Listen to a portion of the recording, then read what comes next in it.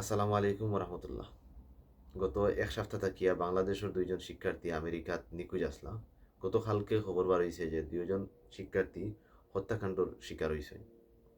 এই হত্যাকাণ্ডের পিছনে যে মানুষটা দায়ী তারা রুমমেট, একজনের রুমমেট এটা তারা হত্যা করছে।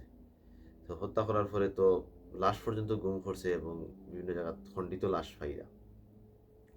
তো এই বিষয়গুলো নিয়ে দেখবা নিউজ হইব আজ খাই 2 দিন বা 3 দিন, এক সপ্তাহ, এর বাদে দেখবা আমরা এই জিনিসগুলা ভুলে যাইব। তো এই জিনিসগুলা নিয়ে আমরা খুব বেশি মাতামাতি করা দরকার, খুব বেশি সচেতনতা তৈরি করা দরকার। এই যে দুইজন মানুষ মারা গেছে, একজন জামিল আর একজন নাদিয়া বৃষ্টি।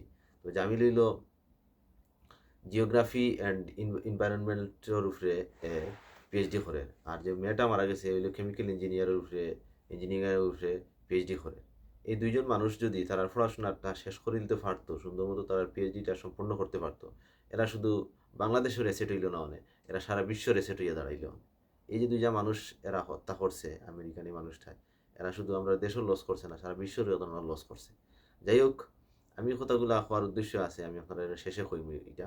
তো এর আগে আরও জন মানুষ হত্যাকাণ্ডের শিকার হয়েছেন, তার বিষয়ে তোরা কইলে আমরা যে বাংলাদেশি সেভাবে এই যে পাঠাও, অর্থাৎ আমরা যেটা সেবাভিত্তিক প্রতিষ্ঠান যাত্রী পরিবহনের লাগিয়া শহরের ভিতরে, এই পাঠাওয়ার পরিচালক ফাহিম ভাই এই যে সময় হত্যাকাণ্ড শিকার হয়, তার লাইফস্টাইলটা যখন আমি পড়া শেষ করছি, পড়ার পরে মনে হয়েছিল যে এই মানুষটারে হত্যা না করিয়া যদি আমারে হত্যা করতো তাহলে আমি অনেক বেশি খুশি হইতাম। জানি না আমার এই কথাগুলা শরিয়ত সম্পর্ক সম্পন্ন কতটুকু ওর শরিয়ত সম্পন্ন। তো আমার এই কথাটা শুনিয়া মাইন্ড করবা না, আল্লাহ আমারে মাফ করতাম। এই জামিল ভাই হইল গিয়া পাঠাওয়ার প্রতিষ্ঠাতা, সরি এই যে আমরা ফাহিম ভাই পাঠাওয়ার প্রতিষ্ঠাতা। এরপরে হইল গোকদ নামে একটা প্রতিষ্ঠান করছিল, এটা হইল গিয়া নাইজেরিয়া ভিত্তিক মোবাইল সেই বলা পাঠাওয়ার মতো নাইজেরিয়ার মানুষের ট্রান্সপোর্টেশন সহজ করার লাগিয়া। এরপরে আরও একটা প্রতিষ্ঠান করছিল, এটা হইল গিয়া আপনার এক্সপার্ট এক্সপোজ, যেটা হইলো এইরকম যারা টেক প্রতিষ্ঠান করব, এরা রেহে ইনভেস্ট করব। এবং এই মানুষটা কম বয়স মুসলমানদের মধ্যে আমেরিকার প্রথম বিলিয়নার, এবং তার যে ব্রেইন, তার যে মেধা, তার যে যোগ্যতা আছে, সে ওয়ার্ল্ড ফার্স্ট ক্লাস কয়েকজন যে টেক নির্মাতা প্রতিষ্ঠান আছে, ধরো আমরা বর্তমানে টেসলা, এরপরে হইলে গিয়ে আপনার আরও যে ফেসবুক আছে, এরার যে মালিক যারা, এরার মতো মানে এরার টেক্কা দেওয়ার মতো, মানে এরার সমপরিমাণ পর্যায়ে যদি এই পর্যন্ত আজকে 2025 সাল পর্যন্ত বাঁচিয়ে থাকতো, তাইলে হে এই পর্যায়ে গেল গিয়ে অতটুকু হে মেধাবী মানুষ আছে।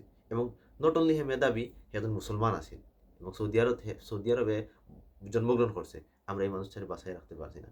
আমি দীর্ঘদিন এই বিষয়টা নিয়ে অ্যানালাইসিস করছি, এই মানুষটা হত্যার কারণে সর্বশেষ যেটা কলাম ও পড়িয়া আমি জাজ করতে পারছি, এটা সামান্য একটা কারণ, মৃত্যুর কারণ হইল টাকা পয়সার একটা বিষয়। যে ওনার যে সহকর্মী আছে ব্যক্তিগত, এ তারে হত্যা করছে, ওটা হইল গিয়া হত্যা শুধু করে না, টুকরা টুকরা করছে খাটিয়া। সো এটা হইলো সামান্য টাকা পয়সার লাগে। সর্বশেষ যেটা আমি এখানে খবর পাইছি আর কি, যেটা ফড়িয়া আমি এখানে এখানে ওয়ার্ল্ডের একটা বিষয় জড়িত, আমি নাম কইলে সমস্যা, মানে একটা জাতি আছে, একটা নেশন আছে, যারা চিন্তা করছে এটা মুসলিম, এরা দুনিয়া থেকে হরাই দেওয়ার দরকার, ওই হিসাবে এরা হরাই দেওয়া হয়েছে। নামটা নিলাম না, কারণ এটা মেটার প্রবলেম বিভিন্ন বিষয়ের কারণে। ওই যে একটা বিষয়, যে মানুষটা আমরা হারাইছি, শুধু সারা বিশ্বটা আমরা অ্যাসেট হারাই দিছি। যদি এরা সংরক্ষণ করতে পারতাম, যে আজকে আমরা বাংলাদেশ সহ সারা বিশ্ব উপকৃত হইতো। এই যে দুইটা আমরা স্টুডেন্ট আমেরিকাত মারা গেছে, এখন দেখা যায় যে মারা যে গেছে, দেখা যায় তারা রুমমেটে হত্যা করছে। তো আমি যে বিষয়টা ফল লাগে কেন আইছি, রুমমেটে কিন্তু হত্যা করছে তারা। এখন এই জিনিসটা আমরা আরো একটু চিন্তা করা দরকার। যে বাইয়ানগুলো আমরা আমেরিকার যার, যে বাইয়ান আমরা লন্ডন যার, যে বাইয়ানগুলো আমরা মধ্যপ্রাচ্যর যার, মালয়েশিয়ার যার, এই মানুষগুলো যাতে হত্যাকাণ্ড শিকার না হয়, এই বিষয় নিয়ে আরও বেশি বেশি করে সচেতনতা আমরার মাঝে আরও একটু বেশি বেশি ইউনিটি গঠন করা দরকার। আজকে যদি এই যে ফ্লোরিডাত মারা গেছে এই মানুষটা, তার সহপাঠী, এই মানুষটা আমি যদি মনে করলাম যে সে যদি আমরা যদি কোনো বাংলাদেশি মানুষের বাসার থাকতো, আমরা যদি কোনো বাংলাদেশি ফ্রেন্ড বন্ধুর লগে হে থাকতো, বাংলাদেশি কোনো মানুষের আশপাশ থাকতো, হয়তো বা তার ভাগ্য যেটা লেখায় মৃত্যুবরণ করতো, কিন্তু হয়তো বা হে এরকম তার মৃত্যুটা হইতো না। তো আমি যেটা কইমু, যারা আমেরিকার যে কমিউনিটি লিডার হল যারা আছেন আমরা বাইয়াইন, বা যারা স্টুডেন্ট আছেন, আপনার মধ্যে আরও বেশি বেশি করিয়া বন্ডিং, আরও বেশি বেশি করে কমিউনিটি, বা বিশেষ করে আমরা এই ফ্লোরিডা বা আমেরিকা মিশিগান যে অঙ্গরাজ্যগুলো, যেসব ইউনিভার্সিটি, যেসব ছাত্র ভাইয়ান আছে, এরা আমাদের স্থানীয় কমিউনিটি প্লাস ইউনিভার্সিটি, এটার লোক একটা সমন্বয় করিয়া কীভাবে থাকা যায়, বা আমরা বিশেষ করে আমরা যে বর্তমান গভর্নমেন্ট সরকার আছে, সরকারের পক্ষ থেকে একটা উদ্যোগ নিয়ে আমরা এই ছাত্রবাহিনীগুলো যারা পিএইচডি অন্ততপক্ষে আছে, বা যারা ব্যাচেলর করে মাস্টার্স করে ভালো ভালো সাবজেক্টও পড়ে, যারা আমরা ফিউচারে এসেট হইব, এরার মাধ্যমে একটা সমন্বয় করিয়া, কারণ আমেরিকা একটা অনিরাপদ দেশ, যত তারা বিশ্বের রাজত্ব করুক না, কয়দিন বাদে বাদে তারার দেশও বন্দুকযুদ্ধ হইয়া 20 জন 25 জন 30 জন মানুষ মারা যায়। এটা আসলে কোনো নিরাপদ দেশ নয়। শুধুমাত্র আমরা যে দেখি বাইরে থেকে, কিন্তু আমেরিকার ভিতরের অবস্থা আপনি যদি খবর লয়নি, কারণ মানবাধিকার বলতে কিচ্ছু নাই, বাট আমরা সারা বিশ্বের শাসন করে আমরা মনে করি যে আমেরিকা কত কিছু, বাট আমেরিকা অ্যাকচুয়ালি খুব ভালো একটা, হ্যাঁ, উন্নত দেশ, যে খুব ভালো একটা মানুষের লাইফ লিড করে ইলা নাই। সো আমি যেটা কইমু, আমরা যারা কমিউনিটি আছে, আমরা যারা গভর্নমেন্ট আছে, সবাই সমন্বয় করিয়া আমরা যে সকল ভাই পিএইচডি করে এরা কীভাবে একটু সেভ রাখা যায়, কীভাবে এরা ফিউচারে ব্রাইট করা যায়, এখনও চিন্তা করার সময়।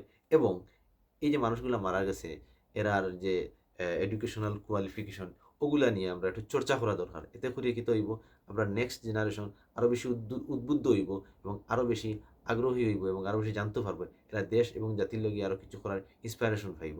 সব ভালো থাকবা। আসসালামু আলাইকুম।